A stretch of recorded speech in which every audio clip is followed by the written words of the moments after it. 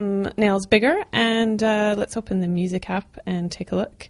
This music app's been totally redesigned separately from Symbian, which is Nokia's more common software, and it does look pretty different, as you can see in MeeGo.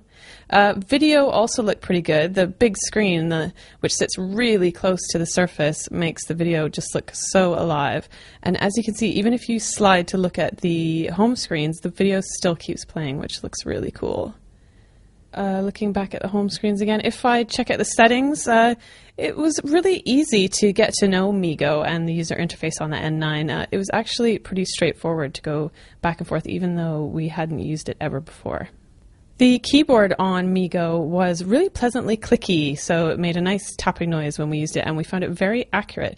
And also selecting and copying and pasting was really straightforward. Just drag your finger across the text to select it, and then tap to paste it in.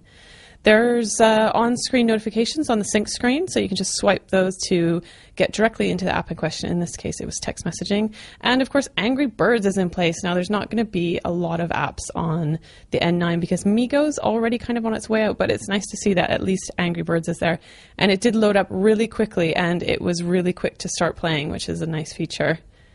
The keyboard is in portrait mode, which is nice to see because Symbian never had that feature until recently.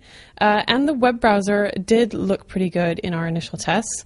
It was fairly fast, even though the connection speed was pretty bad. It doesn't support Flash like some other mobile browsers, like on Android phones, for example, but it does support HTML5, so all the websites that are using HTML5 video will be useful.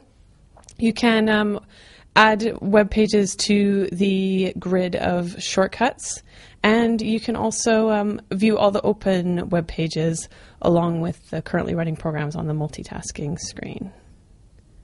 So once I've added a web page as a shortcut, I just have to hold it down to move it up to wherever I want it.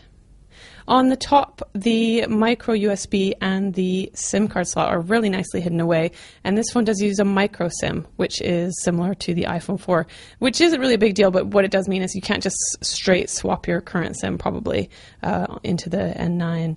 The photo gallery was pretty straightforward, and the photos in the gallery Nokia told us had been taken by the N9, and they looked pretty good. The back of the N9 has an 8 megapixel camera, and there's a dual LED flash on board as well. So that's not quite the peak of